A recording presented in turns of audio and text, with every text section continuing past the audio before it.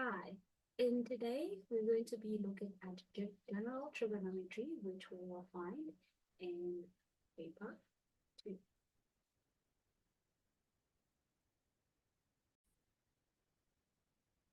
Right. The first thing we're going to look at here is the five problems.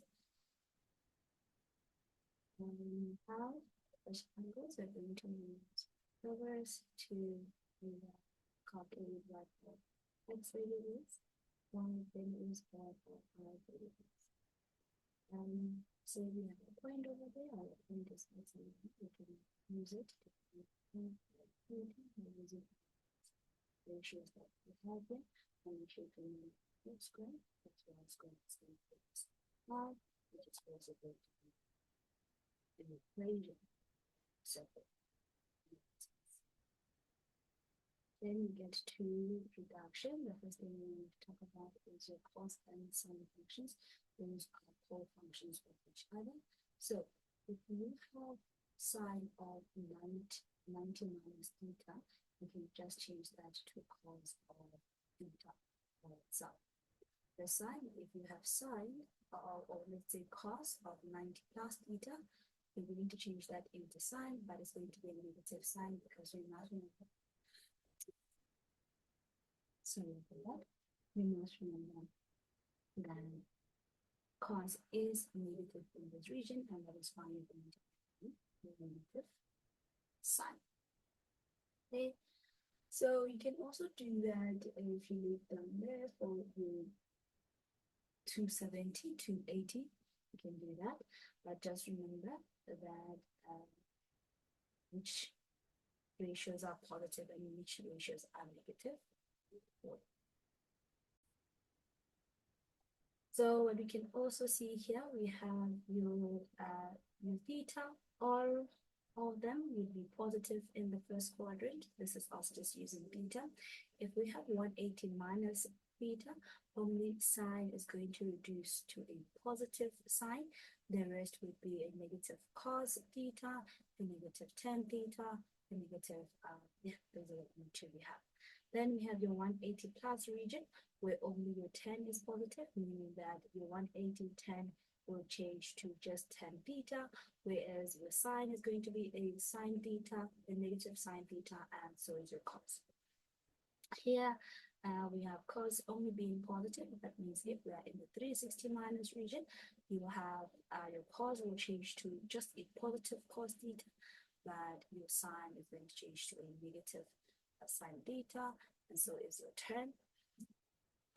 Even if we have a minus theta is the same as in 360 minus theta. So again, the cos is positive, but that is the only one that is positive. So in grade 12, what we focus mostly on is what we call double angles and compounded angles. So for our compounded angles is if we have if our compound or our original angle can be written down into 2 units. So you can expand it and write it in that way. If it's a plus, write it in that way. If it's a negative, and for your cos, you have that for your plus and that for your negative. So we also have double angles. So in terms of double angles, you're going to use your sort of using your compound rules, but now it's the same angle just repeating itself twice. So then you can just use these equations, which you'll find in the formula sheet. Just to break it down, you will notice that cos of 2a has 3 ways in which you can write it out. So the one you will choose, you should be guided by, let's say maybe at the point they want you to simplify, you should be guided by everything that is around to say, which one of these am I then, which identity should I use? Should you be guided by the question and what the question looks like and what does the question have? So take that into consideration when you're doing simplification. Okay, then we're going to look at the general solution of a trigonometric equation, right? For the general solution of an equation, we will have it in the form of sine theta, cos theta, or whatnot. Then what we want to do is look for the reference angle by applying the inverse to our graphs and then finding then the reference angle. Please go ahead and ignore the sign. So if it's negative, positive, we don't care at that point. We only care about finding the reference angle.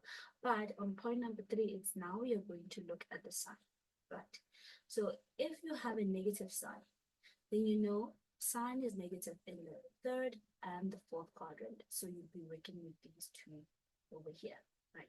You're going to say 180 plus the reference or 360 minus the reference. These are your two general solutions that you can have.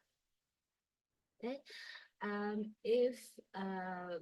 So we can sine, if they say positive cos, you know, cos is going to be positive in the third quadrant, in the fourth quadrant, and in the first quadrant. So you're going to be working with these two over here, which says theta is the reference angle plus the 360 minus. And don't forget to write that k is then an element of all integers. If they do want a solution instead of a general solutions, once you've found your general solution, we're just going to change k and see what values you get and make sure that they meet the requirements that they have set out for you.